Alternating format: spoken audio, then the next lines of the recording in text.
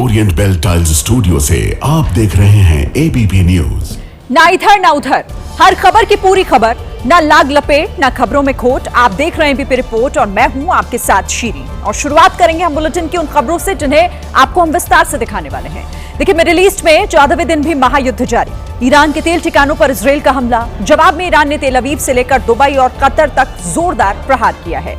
इधर महायुद्ध के बीच जूनियर खामेनेई की कसम, कहा बच्चों की मौत का बदला लेंगे। जवाब में नेतन्याहू बोले मुस्तफा की जान की कोई भी गारंटी नहीं है। देश के कई शहरों में आज भी एलपीजी सिलेंडर के लिए जूझते दिखे लोग। राहुल गांधी बोले अमेरिका तय करता है कि हम पेट्रोलियम कहां से खरीदें। सरकार ने कहा अफवाहों से रहें दूर, नहीं तो होगी परेशानी। और साथ ही उत्तर प्रदेश में संभल के सीईओ के बयान पर सियासी घमासान मचा हुआ है। समाजवादी पार्टी और कांग्रेस ने इस बयान को माहौल बिगाड़ने वाला बताया। सीईओ ने कहा था कि ईरान की मातम करने वालों पर कार्रवाई करें।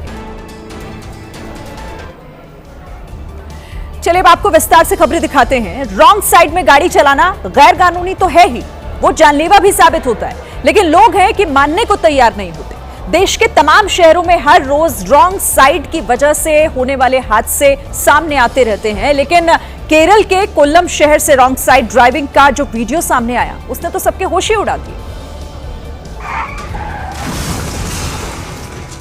अचानक कार पर उछलकर आया बाइक सवार, पलक झपकते ही सड़क का नजारा बदल गया। टक्कर ऐसी थी जिसको देख लोगों की रूह कांप गई। दरअसल हुआ यूं कि नीले रंग की कार एक घर के बाहर सड़क किनारे खड़ी थी। सामने से रॉन्ग साइड से आई बाइक की टक्कर सफेद कार से हो गई। कार बाइक की भिड़ंत इतनी तेज थी कि बाइक सवार एक युवक कहीं गिरा और दूसरा युवक कहीं और। बाइक चला रहा युवक तो सीधे नीले रंग की कार में ही गिरा, जिससे कार का ऊपरी हिस्सा भी टूट गया। लेकिन राहत की बात यहाँ ये रही कि कार के अंदर मौजूद बच्ची सुरक्षित है। वहाँ मौजूद लोग तुरंत घायल की मदद के लिए पहुँचे। लेकिन ध्यान दीजिए, गलत लेन पर बाइक से आए दोनों युवकों ने हेलमेट भी नहीं पहना था। देखिए, कई बार ऐसा होता है कि छोटी सी लापरवाही जानलेवा बन जाती है। तेलंगाना के नालगोंडा में भी कुछ ऐसा हुआ। शहर के एक चौराहे पर चल रही महिला इस हादसे में बेमौत मारी गई। हादसे का वीडियो जितना डरावना है उतना ही सतर्क करने वाला भी है, क्योंकि जो उस महिला के साथ हुआ वो किसी के भी साथ हो सकता है।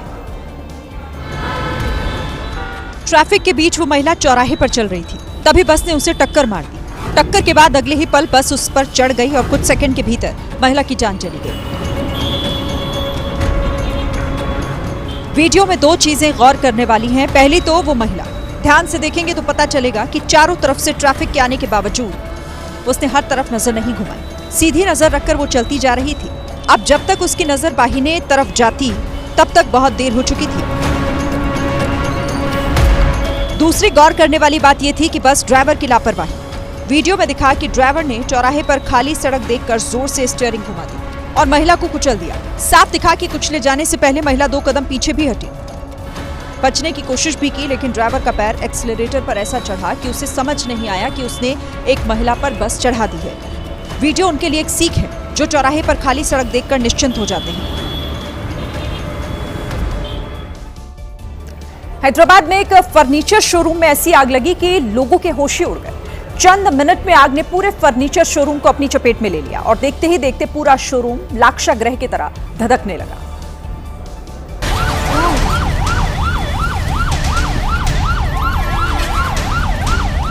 इस भड़की आग को जिसने देखा उसकी सांसें फूल गई। पहली नजर में तस्वीर देख ऐसा लगा जैसे किसी साउथ फिल्म की शूटिंग का कोई सीन हो। कई फ्लोर में बना शोरूम जलकर स्वाहा हो गया। आंखों के सामने करोड़ों का फर्नीचर धू-धू कर जल गया। सूचना पर फायर ब्रिगेड की टीम पहुंची। तेजी से राहत और बचाव का काम शुरू हुआ, लेकिन शोरूम में भारी मात्रा में रखे लकड़ी और फोम ने आग में ईंधन जैसा काम किया और दुकान में रखा सारा सामान जलकर तबाह हो गया।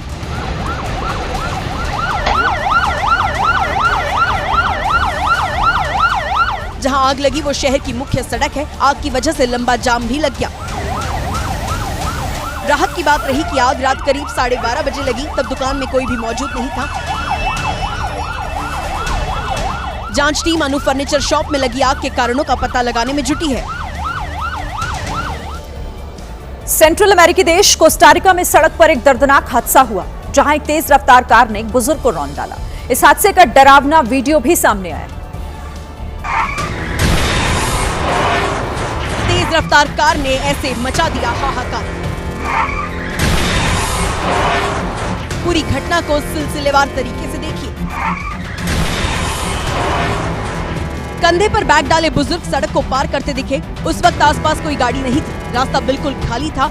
लेकिन जैसे ही बुजुर्ग सड़क के बीचों बीच पहुंचे, अचानक आई इस नीली कार ने बुजुर्ग को जोरदार टक्कर मार दी।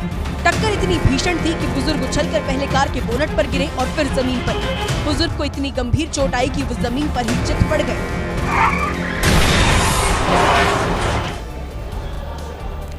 इधर यूपी में झांसी के व्यस्त इलाइट चौराहे पर उस वक्त दहशत का माहौल बन गया जब बीच सड़क पर दो बदमाश एक युवक को बेरहमी से पीटने लगे और एक युवती बदमाशों को भड़काती हुई नजर आई। इधर से खींचा, उधर से मारा और फिर बदमाशों ने युवक को सड़क पर पटक दिया। इस मारपीट के दौरान हाथ में पत्थर लिए युवती पहले पत्थर से युवक को मारने की कोशिश करती नजर आई और फिर बदमाशों को उकसाती दिखी।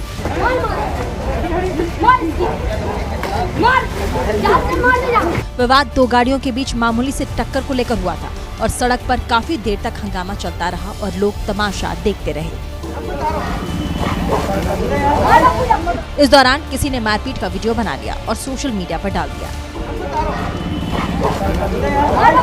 झांसी के नवाबाद का वीडियो वायरल हुआ तो पुलिस हरकत में आ गई और दोनों ही बदमाशों और युवती को हिरासत में लिया है।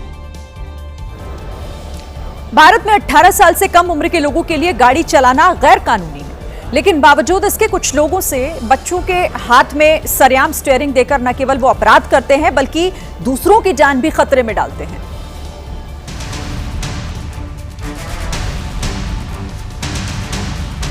सीसीटीवी में दिखाई दिया कि एक बच्चा काफी देर तक ट्रैक्टर का स्टीयरिंग घुमाते हुए दिखाई दिया। इसी दौरान जैसे ही बच्चे ने एक्सीलरेटर पर पैर रखा, वो आगे की एक दुकान में जा घुसा और हादसे में 5 साल के बच्चे की मौत हो गई। ऐसा नहीं था कि वहां पर और लोग मौजूद नहीं थे, लेकिन किसी ने भी बच्चे को ट्रैक्टर के नीचे उतारने की जहमत नहीं उठाई। नतीजा ये हुआ कि 5 साल का बच्चा खेलते हुए अपनी जान गंवा बैठा। एक बड़ी खबर आपको बता दें, अमेरिका के रक्षा मंत्री की ईरान को धमकी। ईरान पर आज बड़ा हमला करेंगे। ईरान की सैन्य क्षमता को नष्ट करने की भी बात उन्होंने कही है। ईरान को पूरी तरीके से तबाह कर देंगे। ईरान को ऐसी सजा देंगे कि पूरी दुनिया देखेगी। ईरान के सुप्रीम लीडर घायल और कमजोर हैं, तो ईरान को लेकर ये धमकी अमेरिका की तरफ से, अमेरिका के रक्षा मंत्री की तरफ से ये बड़ा बयान। और उन्होंने ये भी कहा कि और बड़े हमले करने की तैयारी में है अमेरिका।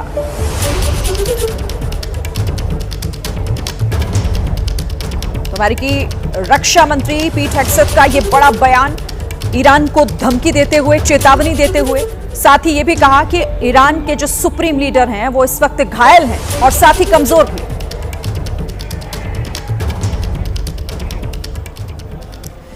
गैस के संकट ने देश में लोगों को रुला कर रख दिया है। अभी रमजान का महीना चल रहा है, आगे ईद है, नवरात्रि भी आने वाली है, ऊपर से शादियों का सीजन भी है और ऐसे समय में हुई गैस की किल्लत ने लोगों की परेशानी को काफी बढ़ा दिया है। खबर है कि ब्लैक में गैस सिलेंडर 4000 रुपए तक का मिल रहा है। इतना महंगा गैस सिलेंडर आम लोग कैसे खरीदेंगे? अब तो भगवान ही मालिक है।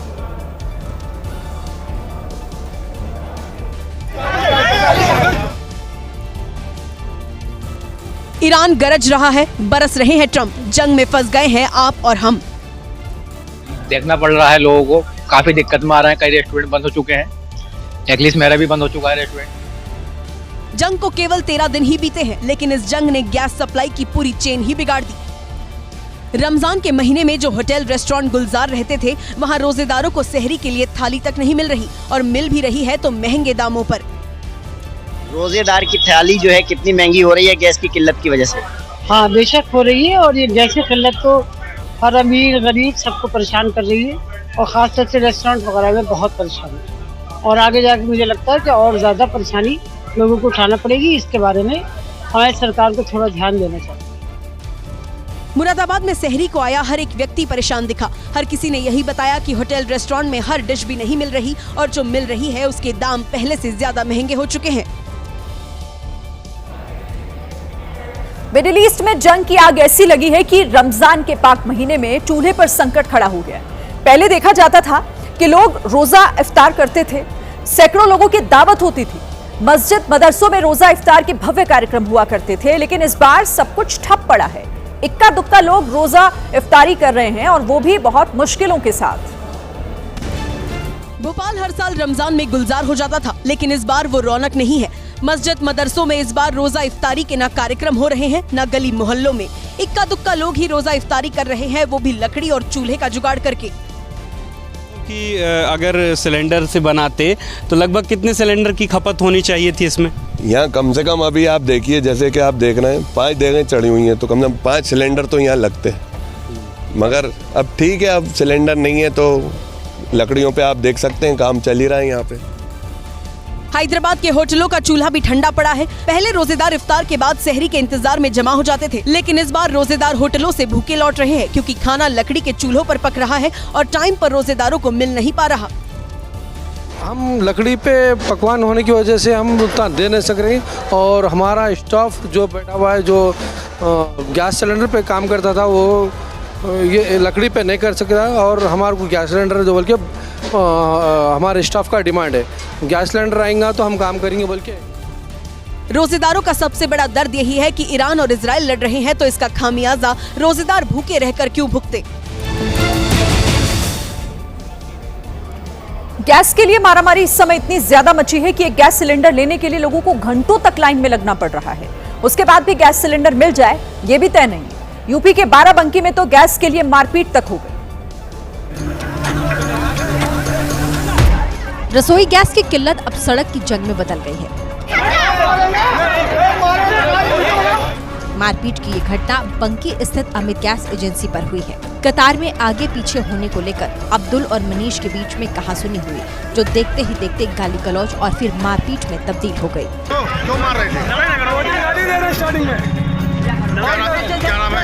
लड़ाई ने हिंसक रूप ले लिया, लेकिन लोगों ने किसी तरह दोनों को समझा बुझाकर अलग किया और तब जाकर दोनों को शांत करवाया। क्या नाम है? मनीष पांडा।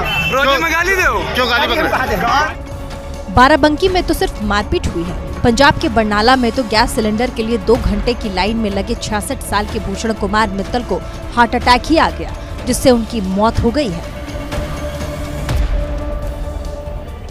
आप सोचिए कि अभी जब ये हाल है तो फिर ईद और नवरात्र में क्या होगा। सरकार तो हालांकि दावा कर रही है कि देश में गैस की कोई कमी नहीं है, लेकिन गैस एजेंसी में गैस लेने पहुंच रहे लोगों के दावे सरकार के दावों से बिल्कुल अलग हैं। बिहार की राजधानी पटना में तो गैस सिलेंडर ना मिलने से लोगों में भारी आक्रोश है। लोगों का कहना है कि दावे भले ही गैस की किल्लत ना होने के किए जा रहे हों, लेकिन हकीकत ये है कि गैस एजेंसी में गैस की बुकिंग तक नहीं हो पा रही है। बुकिंग नहीं ले रहे हैं। बुकिंग ले रहे हैं, लेकिन बुकिंग लेने के बाद भी बहुत मुश्किल से बुकिंग लग रहा है। इसका खत्म हो गया घर पे? हाँ, गैस तो घर पे 1 हफ्ता से खत्म है। खाना कैसे बन रहा है? लकड़ी उकड़ी पे बना रहे हैं। चंडीगढ़ में तो गैस के लिए ऐसी मारामारी मची है कि पुलिस के पहरे में गैस सिलेंडर बांटे जा रहे हैं। लोगों का कहना है कि गैस खत्म होने से रोटी नहीं बन पा रही है, तो दही चूड़ा खाकर काम चल रहा है। खाना कैसे बना रहे हैं? और दही चूड़ा खा करके रह गए। दही चूड़ा ही खा रहे हैं? तो क्या करें, रात में भी गए, सुबह भी गए हैं। खाना बना ही नहीं पा रहे? खाना नहीं, गैस ही नहीं था, काल से ही खत्म। हालात ऐसे बन गए हैं कि महिलाएं अब लकड़ियों का जुगाड़ कर रही हैं, ताकि 2 वक्त का खाना बना सके। देश में बढ़ती गैस की किल्लत के बीच अब मिट्टी के चूल्हों और भट्टियों की डिमांड बढ़ गई। जिन चूल्हों और भट्टियों को कोई पूछता नहीं था, उसे अब लोग मुंह मांगे दामों पर खरीदने को तैयार हैं। लेकिन हालात ऐसे हैं कि अब मिट्टी के चूल्हे और भट्टियों की कमी भी हो गई है।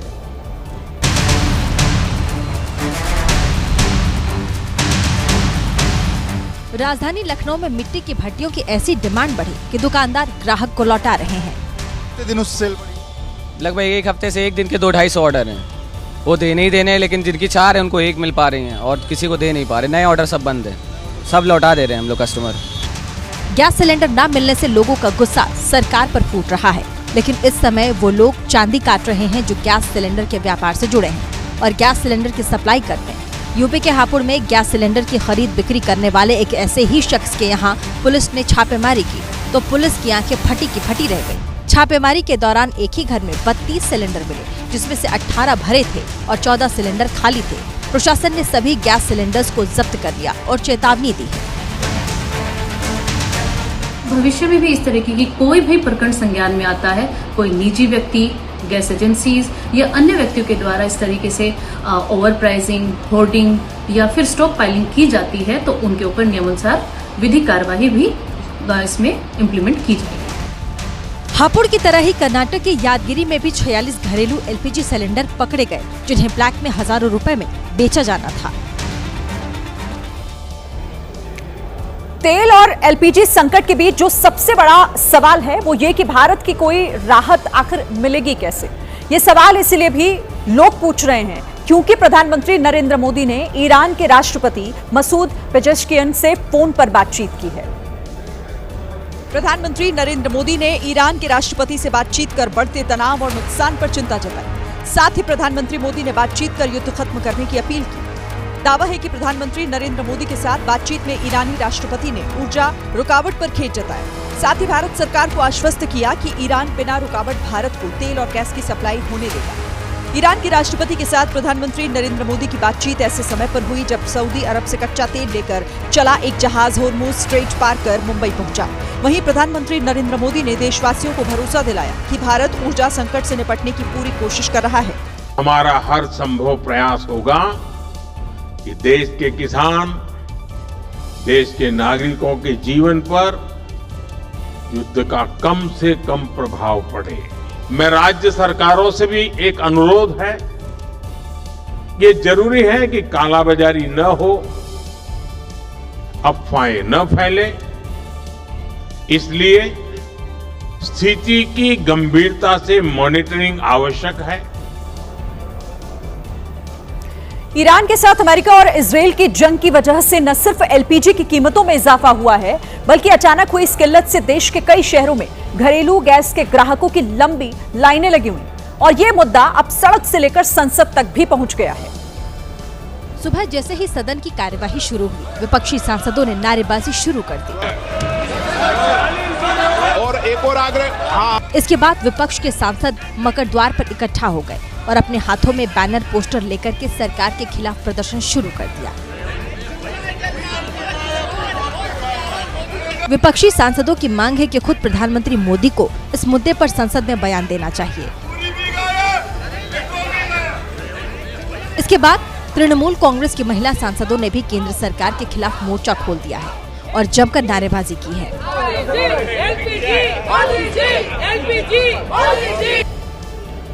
देखिए, भले ही सरकार संसद में ये कह रही है कि देश में किसी तरह का कोई एलपीजी संकट मौजूद नहीं है, लेकिन देश के अलग अलग हिस्सों से जो तस्वीरें आ रही हैं वो ये बताने के लिए काफी है कि एलपीजी संकट गहरा तो रहा है।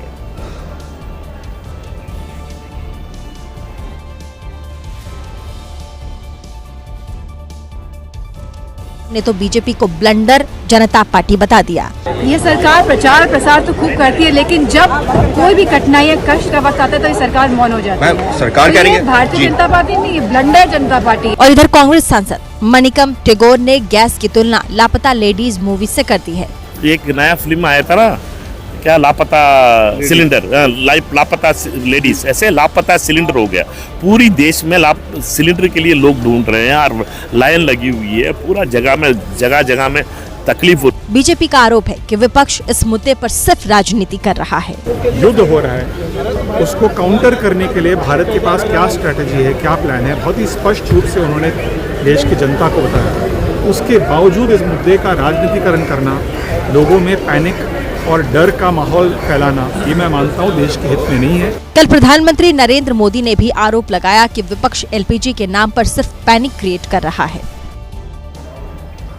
और महायुद्ध के बीच पीएम मोदी का एक बड़ा बयान, केंद्र की कोशिश लोगों पर असर ना हो, भारत विश्व की ऊर्जा का ख्याल रख सकता है। साथ ही प्रधानमंत्री ने यह भी कहा कि कांग्रेस अफवाह फैलाने में जुटी हुई है। तो महायुद्ध के बीच प्रधानमंत्री नरेंद्र मोदी का यह बड़ा बयान, उन्होंने कहा कि केंद्र लगातार यह कोशिश कर रहा है कि लोगों पर इस संकट का असर ना पड़े और भारत विश्व की ऊर्जा का ध्यान रख सकता है।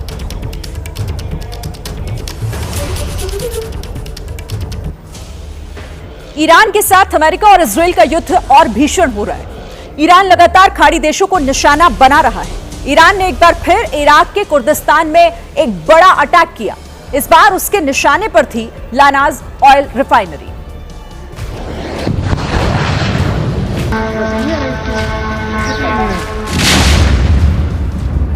जो कुर्दिस्तान के लजान में स्थित है, ईरान ने लानाज ऑयल रिफाइनरी पर ड्रोन के जरिए अटैक किया। ऑयल रिफाइनरी में ड्रोन के टकराते ही वहां जोरदार धमाका हुआ और आग भड़क गई। रिफाइनरी से निकल रही आग की लपटें दूर से ही नजर आ रही थी। आग लगते ही आसपास के इलाकों में चीख पुकार मच गई। ईरान के इस हमले में ऑयल रिफाइनरी को भारी नुकसान पहुंचा। इससे साफ हो गया है कि ईरान सिर्फ स्टेट ऑफ होर्मुज में ही ऑयल टैंकर को निशाना नहीं बना रहा, बल्कि रिफाइनरीज पर भी ड्रोन अटैक कर रहा है।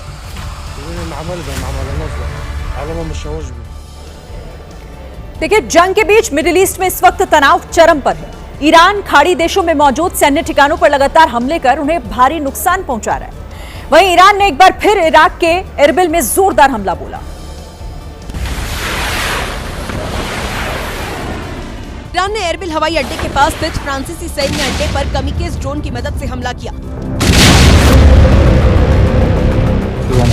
हमला इतना घातक था कि ड्रोन गिरते ही धमाके के साथ वहां भयंकर आग लग गई।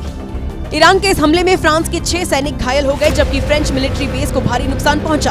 इतना ही नहीं, ईरान की ओर से दावा किया गया कि एरबिल में ही आत्मघाती ड्रोन की चपेट में आने से फ्रांसीसी हेलीकॉप्टर में आग लग गई।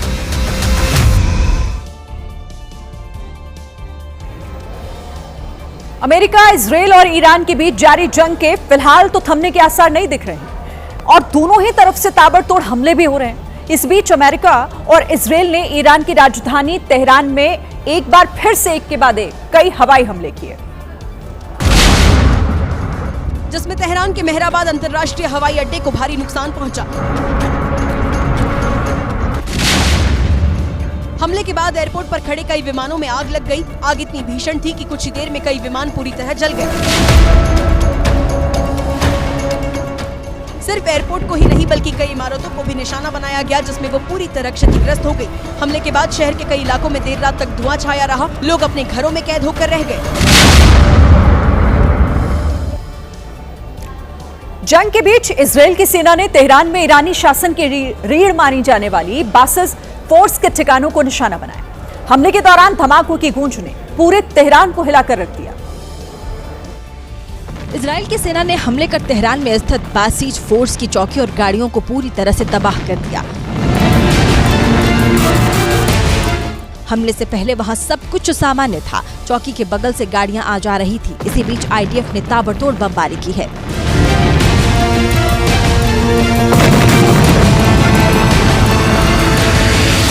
इस दौरान एक बम सीधा एक गाड़ी पर जा गिरा, जहां जोरदार धमाका हुआ और पूरी गाड़ी मलबे में तब्दील हो गई।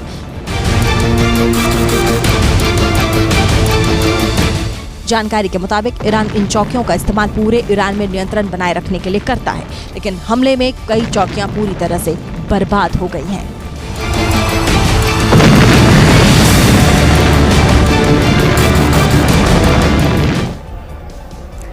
देखिए, इस वक्त मिडिल ईस्ट की जंग खतरनाक होती जा रही है। ईरान ने इजरायल और अमेरिका को घुटनों पर लाने के लिए अब बैंकिंग सिस्टम को तबाह करने का खतरनाक प्लान तैयार किया है।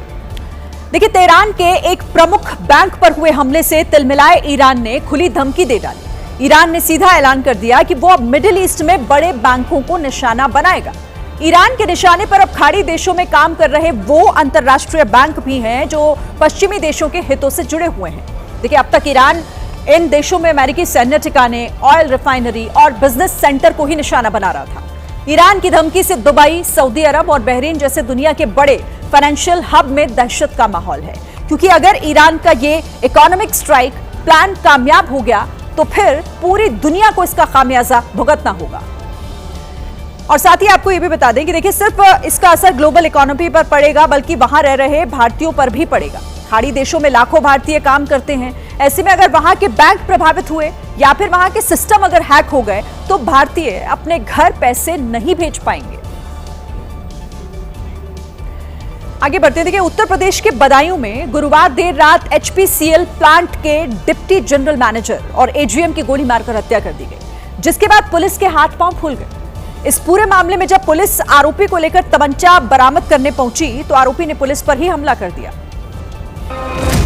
और उसी दौरान एनकाउंटर में आरोपी के दोनों पैरों में गोली लगी। पुलिस कंधे पर उठाकर आरोपी अजय प्रताप सिंह को अस्पताल ले गई। पुलिस इसको रिकवरी के लिए मुरसना के जंगल के पास यहाँ लेके आई। वहाँ इसने जान से मारने की नीयत से लोडेड तमंचे से पुलिस पार्टी पर फायर कर दिया, जिसमें एक पुलिस कांस्टेबल घायल हो गया। पुलिस की पूछताछ में आरोपी अजय प्रताप सिंह उर्फ रामू ने बताया कि नौकरी से निकाले जाने की वजह से प्लांट के 2 अधिकारियों को उसने गोली मारी थी। हमले में deputy general manager Sudhir Gupta और एजीएम हर्षित मिश्रा गंभीर रूप से जख्मी हो गए थे। उन्हें अस्पताल में भर्ती कराया गया, जहां डॉक्टरों ने दोनों को मृत घोषित कर दिया। मृतक एजीएम हर्षित मिश्रा के परिवार ने पुलिस पर गंभीर आरोप लगाया है। परिजनों का यहां कहना है कि शिकायत पर अगर पुलिस ने कार्रवाई की होती तो दोनों लोगों की जान बच सकती थी। पुलिस पर जाति देखकर पक्षपात करने का भी आरोप लगा है। आरोप है कि टेंडर रद्द होने के बाद आरोपी एजीएम हर्षित मिश्रा को जान से मारने की धमकी देता था, जिसके बारे में हर्षित ने शिकायत भी की थी। एसपी को भी बताया, डीएम के पास भी गए, विधायक के भी पास गए, सबके पास गए, और वो जब जाते थे तो विधायक जी कभी इनकी तरफ कहते थे, कभी रामू की तरफ कहते थे। मां ने आरोप लगाया कि हत्या का आरोपी अजय प्रताप सिंह हथियार दिखाकर डराता था, लेकिन उस पर एक्शन लेने वाला कोई नहीं था। मेरे बच्चे को ही क्यों मार दिया?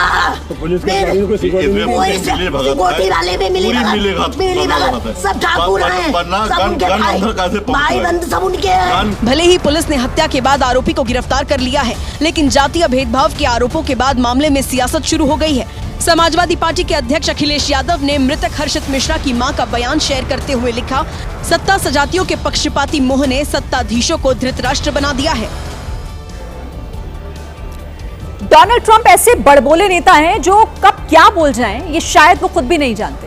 मिडिल ईस्ट में जारी महायुद्ध पर उनके तरह तरह के बयान वायरल हैं, जिनमें वो कभी युद्ध खत्म करने का दावा कर देते हैं तो कभी सबसे बड़ा हमले का दम भरते हैं। युद्ध के बीच तेल के खेल पर उनका एक ताजा बयान चर्चा में है।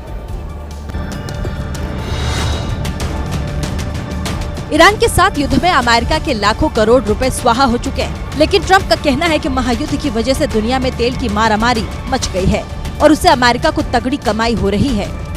ट्रंप ने ट्रूथ सोशल पर लिखा कि अमेरिका दुनिया का सबसे बड़ा तेल उत्पादक है, इसीलिए जब तेल की कीमतें बढ़ती हैं तो हमें काफी पैसा मिलता है। सुना आपने, अमेरिका और इजराइल की सनक के चक्कर में हजारों लोग मारे जा चुके हैं, दर्जनों शहर खंडहर बन चुके हैं। मिडिल ईस्ट के तमाम देश युद्ध के साए में हैं।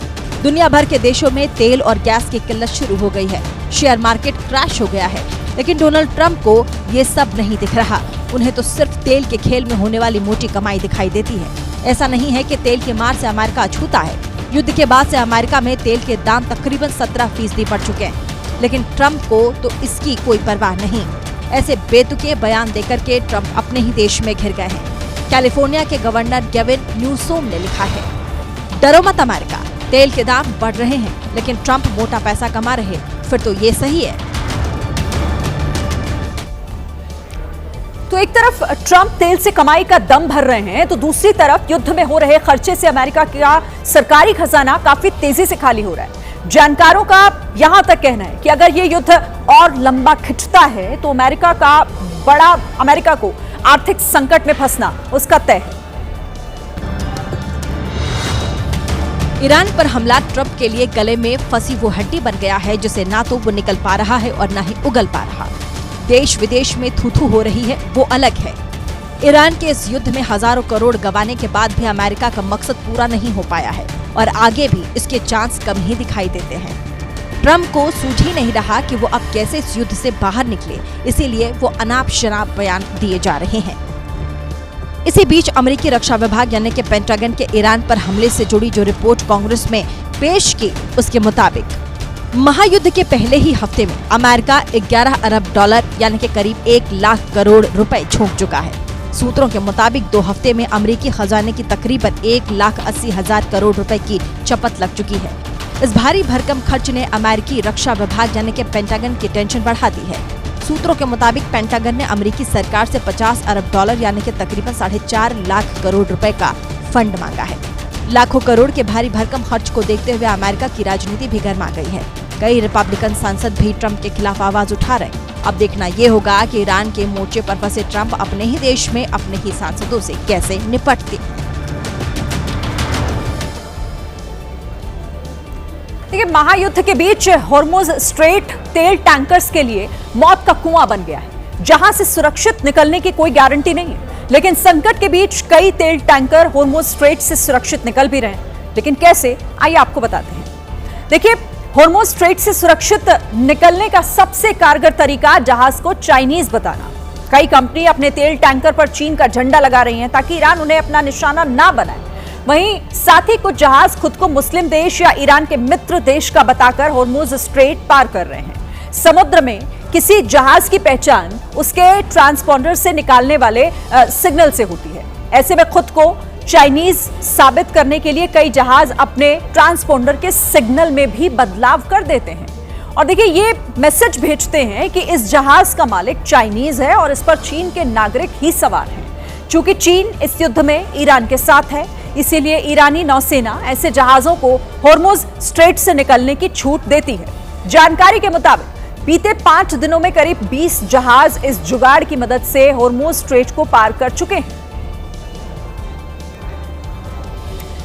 मिडिल ईस्ट में युद्ध छिड़ा हुआ है, लेकिन उसका असर भारत में भी हो रहा है। न सिर्फ तेल गैस संकट के रूप में, बल्कि एक दूसरे रूप में भी। संभल में तैनात सीओ बयान पर उनके बवाल मचा हुआ है। सीओ की तरफ से यह चेतावनी जारी की गई, जिसके बाद सियासी बखेड़ा शुरू हो गया। 2 देशों के बीच में, 4 देशों के बीच में जो लड़ाई हो रही है वो उनके अपने अंतर्राष्ट्रीय मुद्दे हैं, वो जानेंगे उसके लिए। लेकिन कोई आदमी आए, साहब 10 आदमी खड़े होकर छाती पीट रहे हैं, हाय हाय हाय साहब ईरान को मार डाला, ईरान को मार डाला। अरे भाई इतना वो है तो चले जाओ ईरान। इसी बयान पर सियासी बवाल मचा है। सीओ कुलदीप कुमार ने कोतवाली में आयोजित हुई इस पीस कमेटी की बैठक में चेतावनी दी थी। 2 देशों के बीच में झगड़ा हो रहा है और उस झगड़े का अगर हमारे देश में कानून व्यवस्था पर कोई असर पड़ेगा तो हम फिर इलाज करेंगे बहुत बढ़िया वाला। इस बयान पर समाजवादी पार्टी की सांसद इकरा हसन भी भड़क गई हैं। हर बार इस तरीके का एक विवाद पैदा करना, एक अमन को तोड़ना, इस तरीके के काम वहाँ पर पुलिस अधिकारी भी और प्रशासन भी सरकार के कहने पर बढ़ावा दे रहे हैं। सीओ संभल के बयान पर पूर्व डीजीपी विक्रम सिंह ने कहा कि अफसरों की भाषा शिष्टाचार की होनी चाहिए। हालांकि उन्होंने यह भी कहा कि ऐसे मौके पर उपद्रवी तत्वों को चेतावनी दी जाती है। लेकिन कांग्रेस एसपी ने आरोप लगाया कि सीओ संभल में बवाल करना चाहते हैं। कांग्रेस सांसद इमरान प्रतापगढ़ी ने संभल के सीओ कुलदीप कुमार के बयान पर सवाल खड़े करते हुए सोशल मीडिया प्लेटफॉर्म एक्स पर लिखा, ईरान के नाम पर जिनको खुजली मची है उनका इलाज करने की बात करने वाले संभल के सीओ से कोई पूछे कि जो इजराइल को फादरलैंड बता रहे हैं, नेतन्याहू और ट्रंप के नाम पर सोशल मीडिया पर अपने ही हमवतन भाइयों को गालियां दे रहे हैं, उनका इलाज कौन करेगा। एसपी के पूर्व सांसद एसटी हसन ने भी सीओ को घेरा है। और जिनको हमने फादरलैंड कह के आए थे हम, उनके लिए शायद ये सीओ साहब सीना पीट रहे होंगे कि वो क्यों पीट रहे हैं। संवैधानिक पद पे बैठे हुए इंसान को पद की गरिमा का ख्याल रखना चाहिए। इस पूरे मामले पर बीजेपी ने कहा है, कुछ लोग हर बातों से ऊपर अपने आप के मजहब को देखते हैं और उसके आधार पर प्रतिक्रियाएं देने लगते हैं। ये दुर्भाग्यपूर्ण है। किसी भी व्यक्ति को ऐसी प्रतिक्रिया नहीं देनी चाहिए और प्रशासनिक अधिकारियों को भी ये बात ध्यान रखनी चाहिए। देश भर में आज रमजान के आखिरी जुमे यानी अलविदा की नमाज अदा की गई। इस दौरान मस्जिदों के बाहर कड़ी सुरक्षा व्यवस्था रही। लोगों ने शांतिपूर्वक नमाज अदा की। लेकिन अलविदा की नमाज के बाद कई शहरों में अमेरिका इजराइल के खिलाफ जोरदार प्रदर्शन भी किया गया। यूपी की राजधानी लखनऊ, वाराणसी, राजस्थान के जयपुर, जम्मू कश्मीर के बडगाम और जम्मू से प्रदर्शन की तस्वीरें सामने आई। नमाज खत्म होने के बाद अलग अलग शहरों में हजारों की संख्या में नमाजी सड़कों पर निकले। अमेरिका और इजराइल के विरोध में बड़ा प्रदर्शन किया। प्रदर्शन के दौरान लोग अपने हाथों में आयतुल्लाह अली खामेनी की तस्वीरें लिए हुए थे। अमेरिका इजराइल के खिलाफ नारेबाजी कर रहे थे। कहीं कहीं तो जमीन पर अमेरिका और इजराइल के झंडे लगाए गए थे और लोग इन झंडों पर पैर रखकर आगे बढ़ रहे थे।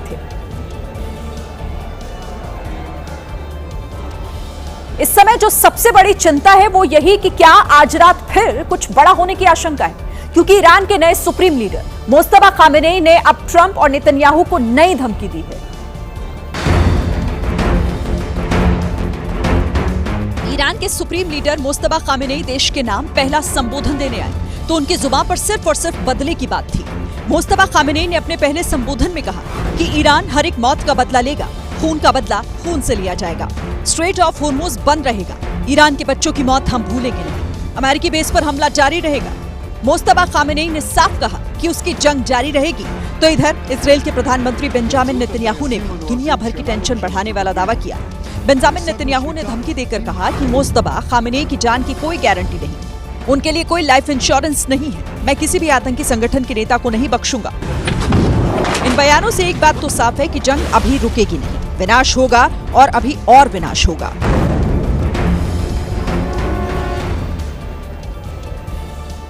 देखिए, इस महायुद्ध में अमेरिका और इजरायल के जोरदार हमलों का जवाब ईरान भी अपने अंदाज में दे रहा है और लगातार खाड़ी देशों के ठिकानों पर बम बरसा रहा है। ये ईरान का पलटवार है। ऑफिस टू प्रॉमिस 4 के तहत ईरान ने अमेरिका और इजरायल के ठिकानों पर बम वर्षा कर दी। ईरान ने ऐसे ड्रोन और मिसाइल दागे जिसके बाद अमेरिकी खेमे में खलबली मच गई। मिसाइल लॉन्च करने के बाद ईरान में जश्न भी मना। इन ड्रोन और मिसाइल के लिए टारगेट सेट है जो कि खाड़ी देशों के अमेरिकी बेस है। अमेरिका के हर पलटवार का जवाब ईरान अभी तक लगातार दे रहा है, लेकिन कब तक ऐसा हो सकेगा ये बड़ा सवाल है।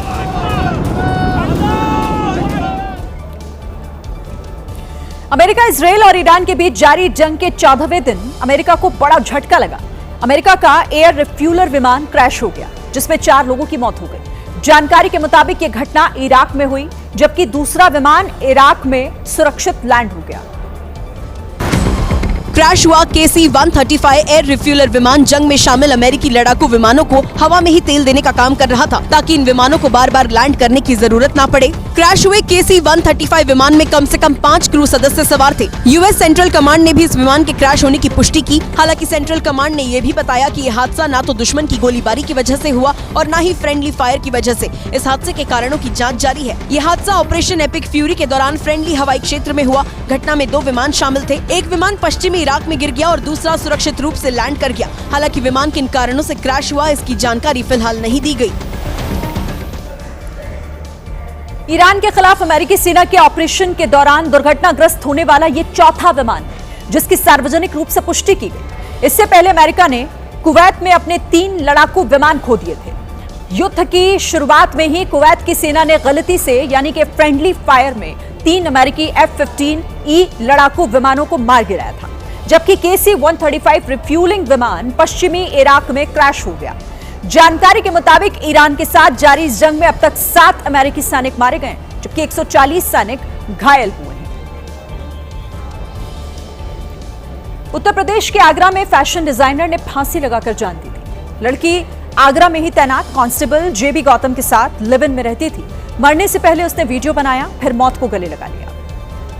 एक शख्स JB गौतम और उसका पूरा परिवार मेरी मरने की वजह है। उन सब ने मुझे इतना मैनिपुलेट किया है, इतना मेंटली डिस्टर्ब कर दिया है ना इन दोनों कि मुझे मरने पे मजबूर कर दिया है। आखिरी वीडियो में फैशन डिजाइनर ने आरोप लगाया कि कांस्टेबल ने शादी करने का वादा किया था और उसका बड़ा भाई एक तरफ मुझसे ये कह रहा है कि तुम शादी कर लो और एक तरफ JB गौतम मुझसे ये कह रहा है कि मेरे घर वाले तुमसे शादी नहीं करने देंगे। अरे लड़की रो रो कर अपनी बात वीडियो में रिकॉर्ड कर रही थी। मुझे इंसाफ मिले। इसी दौरान कांस्टेबल JB गौतम पर शादी के नाम पर शारीरिक शोषण करने का आरोप लगाया और मौत को गले लगाने से ठीक पहले पुलिस ने सख्त कार्रवाई की मांग की। पुलिस वाला है इसलिए, क्या पुलिस वालों पर कोई कार्रवाई नहीं है इसीलिए सब बच जाते हैं? अगर यही सब सच है तो ऐसे कानून से मुझे कोई उम्मीद नहीं है। इस वीडियो के आधार पर आगरा पुलिस ने सबसे पहले आरोपी कांस्टेबल को सस्पेंड किया है और फिर गिरफ्तार करके जेल भेज दिया। राजस्थान के जैसलमेर में उस वक्त सड़क पर अफरा तफरी मच गई जब चलती बस में अचानक से आग लग गई। इस दर्दनाक हादसे में 9 यात्री झुलस गए। इलाज के दौरान एक यात्री की जान चली गई। बस के इंजन से धुआं उठा तो सो रहे यात्रियों की नींद टूट गई, लेकिन जब तक वो सही से जाग पाते बस में भयंकर आग लग गई। बस में सवार 16 यात्रियों के बीच में हड़कंप मच गया। सड़क पर जान बचाने के लिए चीखो पुकार मच गई। यात्री बस से कूदने लगे। इस दौरान कुछ यात्री आग की तेज लपटों की चपेट में भी आ गए। आसपास से कई लोग घटनास्थल पर पहुंचे और घायलों को अस्पताल तक पहुंचाया। बस जैसलमेर से अहमदाबाद के लिए रवाना हुई थी। कुछ ही किलोमीटर दूर चलने के बाद ही बस में आग लग गई। अमेरिका से भीषण आग की डरावनी तस्वीरें सामने आई हैं, जहां टेक्सास के 2 ऑयल डिपो के टैंकर धूं कर जल उठे। यह आग इतनी ज्यादा भयानक थी कि पूरे इलाके में दहशत फैल गई। आग कैसे लगी, फिलहाल इसकी जांच हो रही है। आग की लपटों ने पूरे इलाके में आक्रमण कर दिया। काला धुआं कई किलोमीटर दूर तक फैल गया। डर था कि कहीं टैंकों में लगी आग की चपेट में ऑयल डिपो ना आ जाए। एहतियातन आसपास के इलाकों को खाली करा दिया गया, जिसके बाद आग बुझाने का काम शुरू हुआ, लेकिन तेल टैंकों में लगी आग बुझने की जगह बढ़ने लगी। आखिरकार कई घंटों की मशक्कत के बाद आग पर काबू पाया जा सका। राहत की बात रही कि फ्यूल टैंक सुरक्षित हैं। इसी के साथ ये थी आज की एबीपी रिपोर्ट। कल भी जारी रहेगी खबरों की खोज। नमस्कार।